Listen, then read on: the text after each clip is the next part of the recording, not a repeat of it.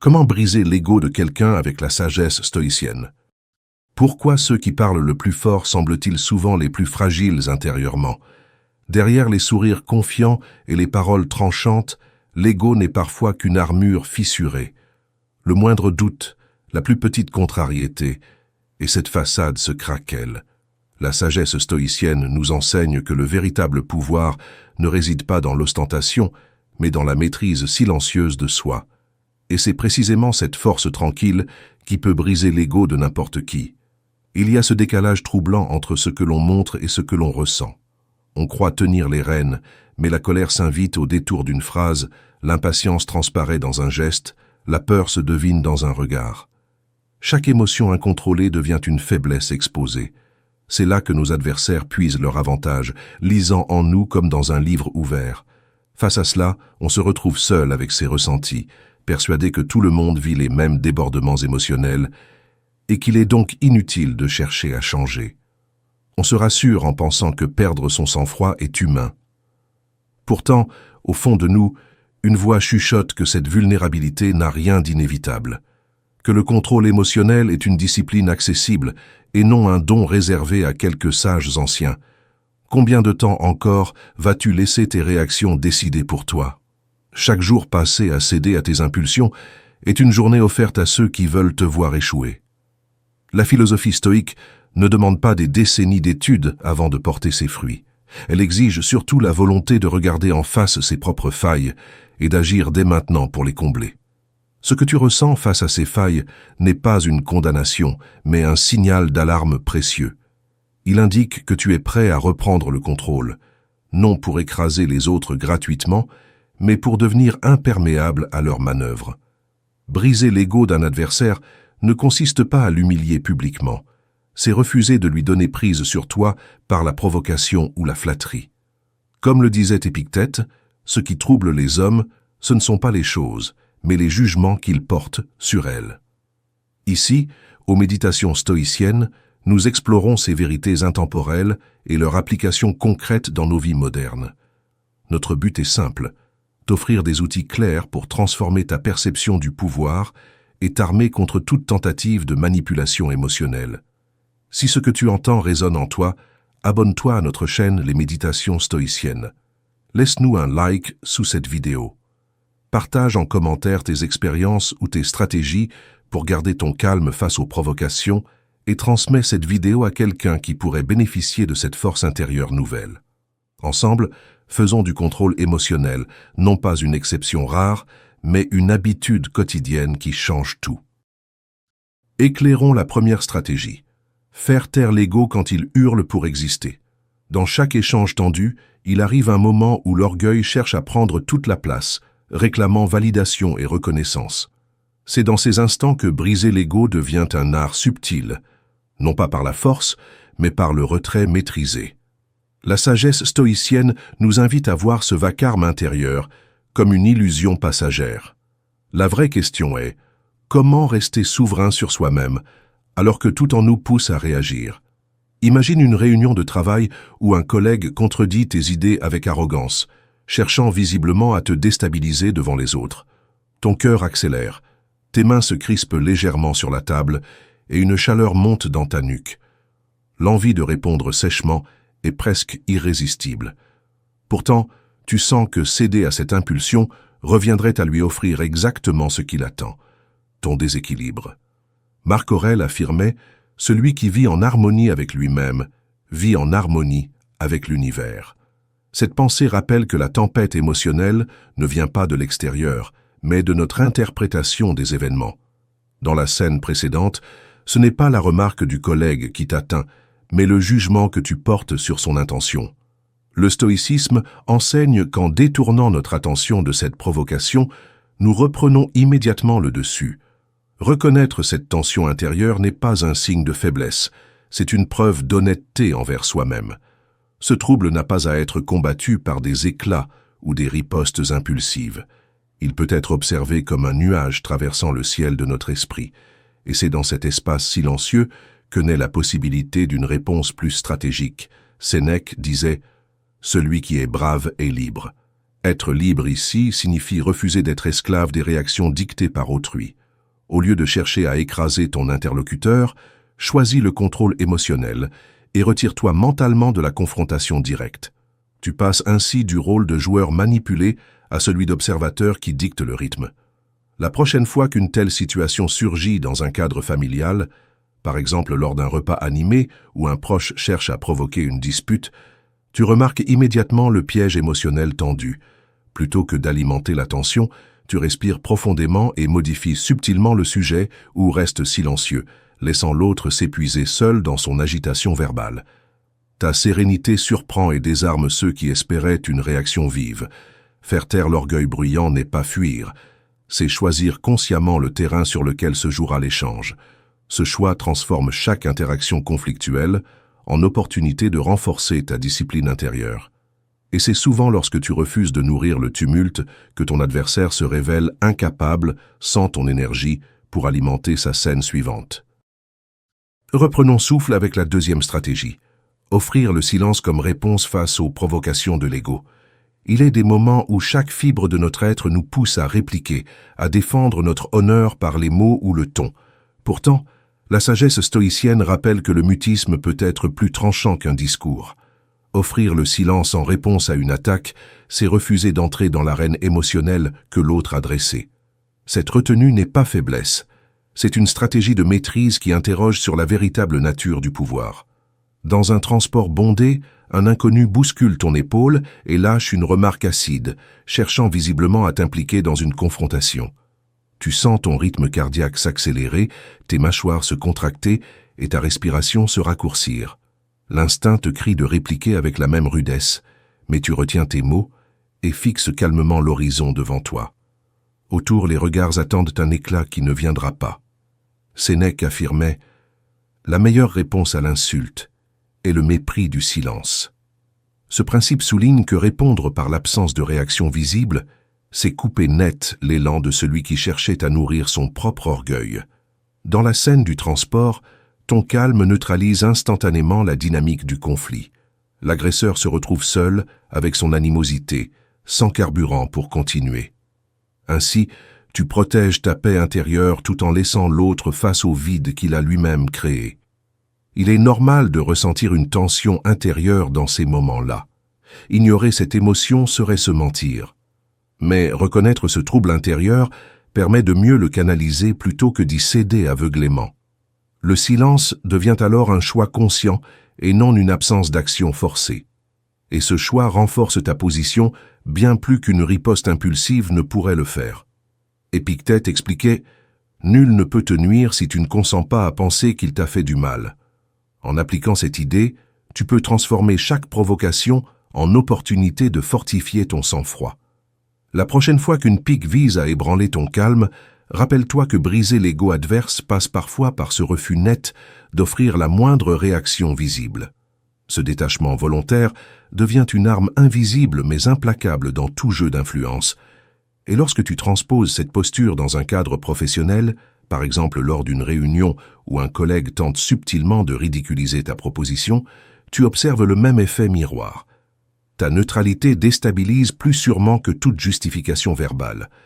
Les autres perçoivent cette stabilité comme une marque d'assurance profonde, plutôt que comme un signe de faiblesse. Le rapport de force change alors discrètement en ta faveur.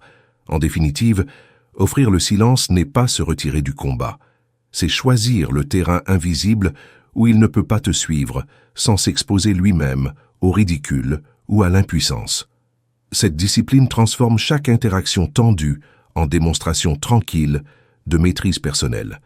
Et c'est souvent ce contraste entre agitation extérieure et calme intérieur qui ouvre la voie aux enseignements suivants sur la domination des émotions et la lecture lucide des intentions adverses. Osons entrer dans la troisième stratégie. Observer l'ego se débattre dans le vide du contrôle émotionnel. Il y a une force silencieuse dans le fait de simplement regarder une provocation se consumer d'elle-même.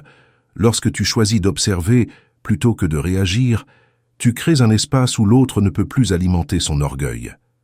C'est dans ce vide volontaire que briser l'ego devient possible, non par confrontation, mais par absence totale de prise. La question est simple, Es-tu prêt à transformer chaque attaque en théâtre où seul ton adversaire joue? Imagine une scène dans un commerce bondé. Au moment de payer, un client derrière toi soupire bruyamment et lance une remarque acerbe sur ta lenteur. Tes épaules se tendent, tes mains serrent légèrement ton portefeuille et une vague d'agacement traverse ton esprit. L'envie immédiate est de répondre sèchement pour défendre ta dignité. Mais tu restes immobile, ton regard posé ailleurs, comme si ces mots n'avaient jamais existé. Marc Aurèle enseignait « Les choses n'ont pas le pouvoir de troubler notre âme, c'est nous qui leur donnons ce pouvoir. » En comprenant que cette remarque n'a d'impact que si tu l'autorises à pénétrer ton esprit, tu déplaces instantanément le rapport de force. Dans la scène du commerce, ton indifférence déstabilise celui qui attendait un affrontement. Il se retrouve face à son propre malaise. Ainsi, la philosophie stoïque transforme chaque échange en opportunité de reprendre la main sans élever la voix. Reconnaître cette poussée intérieure vers la réaction n'est pas un signe de faiblesse, c'est admettre ta nature humaine. Mais céder à cette impulsion reviendrait à offrir gratuitement une part de ton calme intérieur. En choisissant consciemment l'observation neutre, tu affirmes que ta paix vaut plus qu'une victoire verbale éphémère. Et peu à peu, ce choix forge une présence qui intimide sans jamais menacer directement. Sénèque rappelait « Celui qui se maîtrise lui-même est plus puissant que celui qui conquiert des armées. » Cette vérité souligne que le contrôle émotionnel est l'arme suprême dans toute interaction conflictuelle. La pratique concrète consiste à ralentir ta respiration dès que la provocation surgit et à t'ancrer dans tes sensations physiques plutôt que dans les paroles reçues. Ce détour intérieur coupe l'élan à toute escalade et laisse l'orgueil adverse s'effondrer seul dans son vide stratégique. Transposons cela dans un contexte intime. Au détour d'une conversation avec ton partenaire, une pique involontaire touche un point sensible en toi. Là où autrefois tu aurais haussé le ton ou quitté la pièce, tu respires profondément et réponds avec une phrase posée, voire un simple sourire apaisant. Cette transformation surprend autant qu'elle désamorce toute tension inutile, renforçant ainsi votre lien au lieu de l'abîmer. Observer sans intervenir immédiatement n'est pas renoncer au dialogue. C'est choisir le moment juste pour parler ou agir avec précision et calme. Chaque silence stratégique devient alors un miroir impitoyable pour celui qui cherche à t'ébranler. Et plus tu cultives cette discipline inspirée du stoïcisme, plus il devient difficile pour quiconque d'influencer ta stabilité intérieure, ouvrant ainsi la voie aux tactiques suivantes où patience et lecture fine des intentions deviennent tes alliés les plus puissantes. Posons notre regard sur la 4e stratégie. Quand la maîtrise de soi devient l'arme qui brise l'ego, il y a des instants où le tumulte extérieur cherche à s'infiltrer en nous, où chaque mot ou geste semble conçu pour tester nos limites. Dans ces moments, la maîtrise de soi cesse d'être une simple vertu et devient une arme silencieuse. La sagesse stoïcienne nous enseigne que savoir contenir ses réactions, c'est déjà influencer l'issue d'un échange. La question est, es-tu prêt à transformer cette discipline intérieure en outil décisif pour briser l'ego de celui qui te défie? Dans un cadre professionnel animé, imagine un supérieur critiquant ouvertement ton travail devant l'équipe, avec un ton légèrement condescendant. Tes épaules se tendent, ta respiration s'accélère et tes pensées se bousculent, prêtes à bondir vers une défense verbale. Tu sens cette montée d'énergie, prête à exploser en paroles impulsives.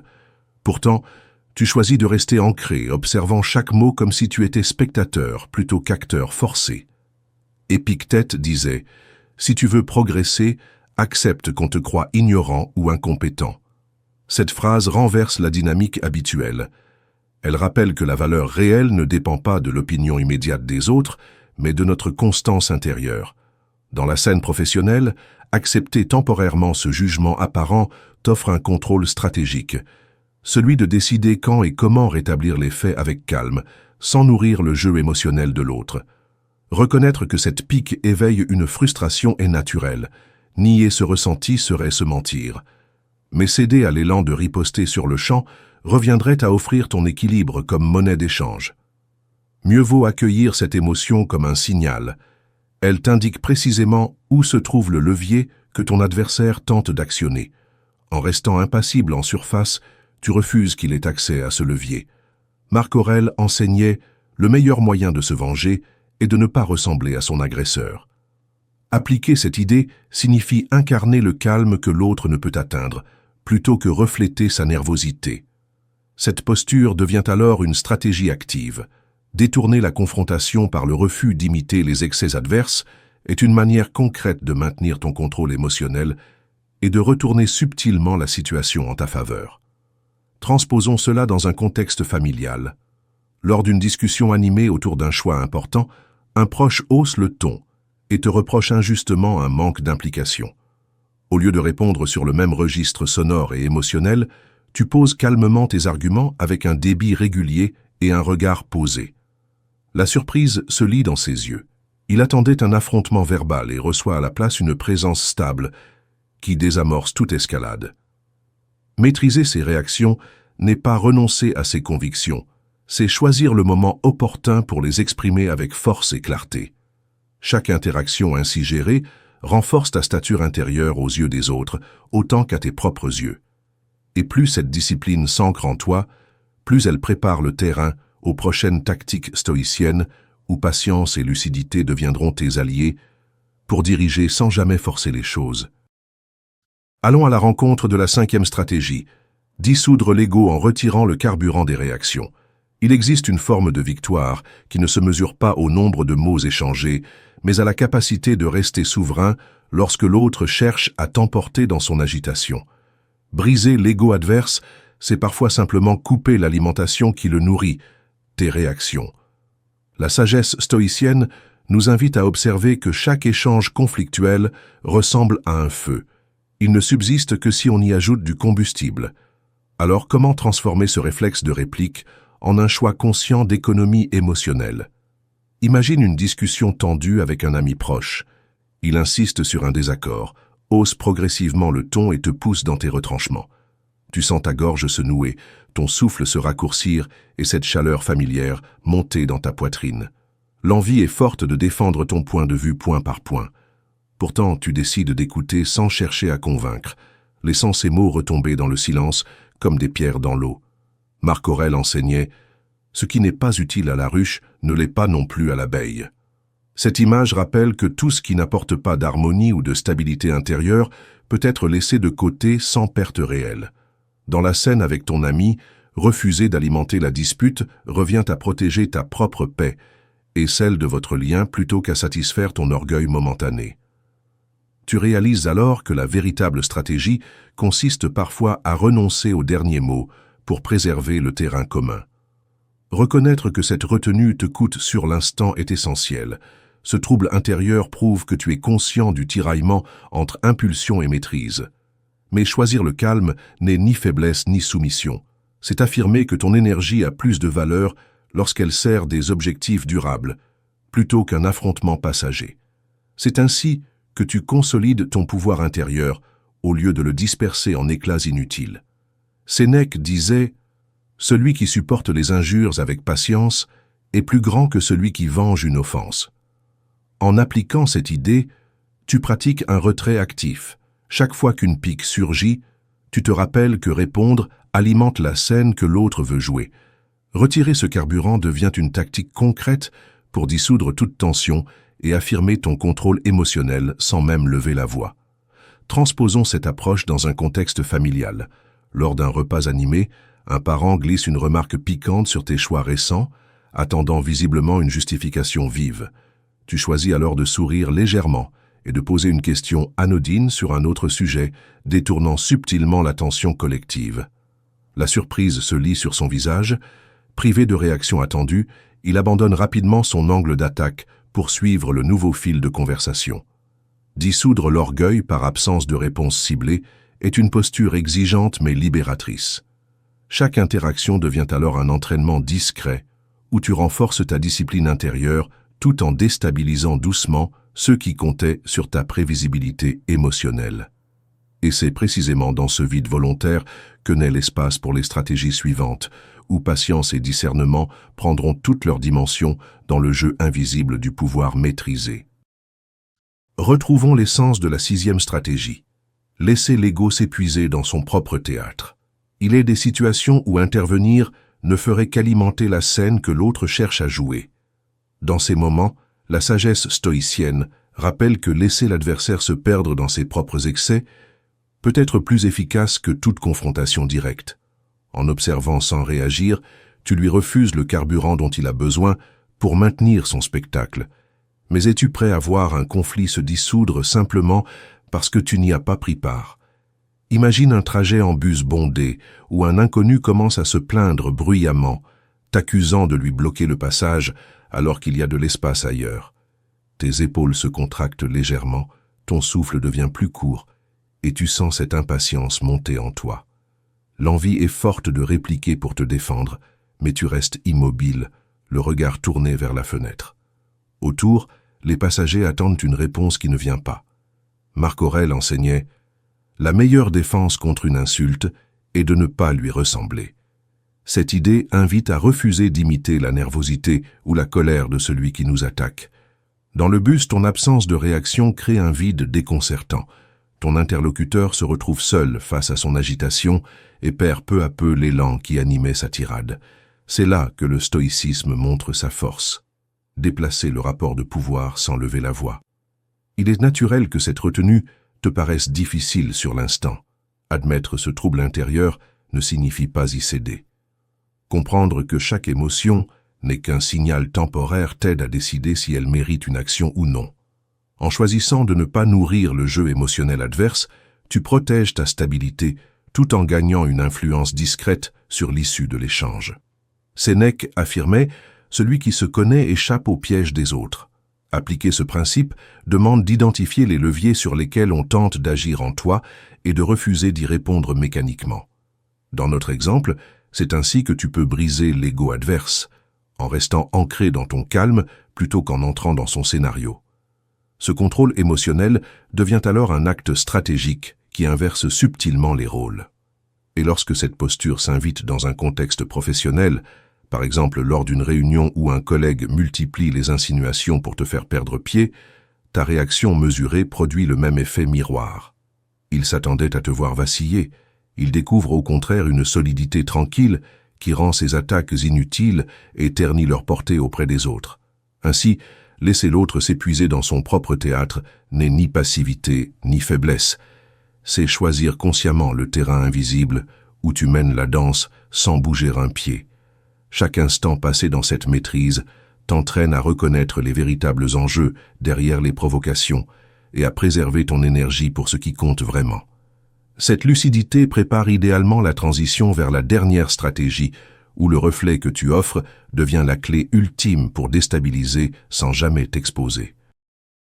Avançons encore dans la 7e stratégie, offrir à l'ego le miroir impassible de la sagesse stoïcienne. Face à certaines provocations, le réflexe naturel est de riposter pour défendre notre image, mais ce jeu ne fait que nourrir l'orgueil de l'autre. Offrir un reflet calme et inébranlable agit comme une surface lisse où ses attaques glissent sans prise. C'est là que briser l'ego devient un art, non pas par la domination directe, mais en renvoyant à l'autre sa propre agitation sans y participer. La question centrale est donc, es-tu prêt à devenir ce miroir qui révèle à ton adversaire son propre désordre? Imagine une scène dans un cadre intime. Lors d'une conversation avec ton partenaire, une remarque ironique vise clairement à te faire réagir. Ton corps se tend légèrement. Ta respiration se fait plus rapide et tu sens une pointe de chaleur monter en toi. L'instinct voudrait que tu répondes du tac au tac, mais tu choisis de rester présent, le regard posé et la voix neutre. Ce choix transforme immédiatement la dynamique. L'autre se retrouve face à lui-même. Sénèque affirmait « Ce n'est pas parce que les autres agissent mal que nous devons les imiter ». Cette pensée éclaire parfaitement la situation. Répondre sur le même registre reviendrait à perdre le contrôle de ta posture intérieure.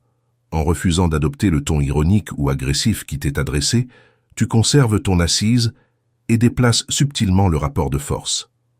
Le stoïcisme rappelle ici que c'est celui qui reste maître de lui-même qui détient la véritable influence. Reconnaître cette envie de répliquer est un signe d'honnêteté envers toi-même. Ignorer cette impulsion ne ferait que la renforcer en silence. Mais choisir de ne pas y céder ouvre un espace où tes actes ne sont plus dictés par les émotions immédiates. Dans cet espace naît une liberté nouvelle, celle d'agir selon ta volonté profonde, plutôt qu'en réaction aux gestes ou paroles d'autrui. Marc Aurèle enseignait « Celui qui voit les choses telles qu'elles sont n'est jamais troublé ». Appliquer cette idée signifie observer la provocation comme un simple phénomène extérieur, sans y coller d'interprétation dramatique. Concrètement, cela revient à maintenir ton contrôle émotionnel et à offrir ce miroir impassible où l'autre contemple sa propre nervosité. Ce positionnement demande une discipline active, mais confère une force tranquille qui impressionne plus qu'une riposte verbale. Et lorsque cette posture s'exprime dans un contexte familial, par exemple face à un parent qui critique subtilement tes choix, tu reproduis le même calme attentif. Tu écoutes sans froncer les sourcils ni interrompre, puis réponds avec des mots mesurés ou un simple hochement de tête. La surprise se lit sur son visage. Privé du duel attendu, il abandonne rapidement toute tentative d'escalade. Ainsi, devenir ce miroir stoïque n'est pas se retrancher derrière un mur froid, mais refléter fidèlement ce qui t'est présenté tout en restant intouchable intérieurement. Cette attitude révèle aux autres leurs propres excès et t'évite de t'y laisser entraîner. Elle prépare également le terrain pour approfondir encore ta maîtrise, car chaque interaction devient alors une occasion consciente d'affirmer ton pouvoir intérieur sans jamais élever la voix. Tout au long de ce chemin, tu as vu comment la lucidité et le discernement stoïcien transforment ta relation à l'ego, au tien comme à celui des autres. Les épreuves que nous avons explorées, provocation, jugement, attaque voilée, sont devenues des terrains d'entraînement où chaque instant t'a rapproché de la maîtrise de soi. En choisissant d'agir sur ce qui dépend de toi et d'accepter ce qui ne t'appartient pas, tu as découvert que la véritable stratégie ne consiste pas à dominer par la force, mais à rester ancré dans la présence. Dans ce silence intérieur se dessine un pouvoir qui n'a pas besoin d'être proclamé. Et c'est là que briser l'ego cesse d'être un acte d'orgueil pour devenir un acte de sagesse stoïcienne. Désormais, tu sais qu'un calme stable peut être plus tranchant que n'importe quelle riposte verbale. Comme le rappelait Épictète, ce qui trouble les hommes, ce ne sont pas les choses, mais les jugements qu'ils portent sur elles. En cultivant ce contrôle émotionnel dans le présent, tu neutralises les manœuvres adverses avant même qu'elles ne prennent forme. Le détachement devient alors une vertu active. Il te rend indépendant face aux circonstances et te permet de déstabiliser sans violence apparente. Dans cette nouvelle réalité stoïcienne, le jeu du pouvoir se gagne non par excès, mais par constance intérieure. Ici, aux méditations stoïciennes, nous avançons ensemble sur cette voie exigeante mais libératrice. Si cette exploration t'a parlé, considère l'abonnement comme une étape naturelle de ton engagement envers ta propre discipline intérieure. Un like ou un commentaire n'est pas seulement un geste numérique, c'est une contribution bienveillante à notre communauté qui s'entraîne chaque jour à briser l'ego par la sagesse stoïcienne plutôt qu'à céder aux réflexes impulsifs. Partager cette vidéo, c'est offrir à quelqu'un d'autre l'occasion de transformer ses réactions en force tranquille et sa prévisibilité en mystère stratégique. Souviens-toi, la maîtrise de soi est une route sans fin et chaque jour offre un nouveau terrain pour l'exercer. Ne cherche pas à vaincre tous tes adversaires, cherche à ne jamais être ton propre ennemi.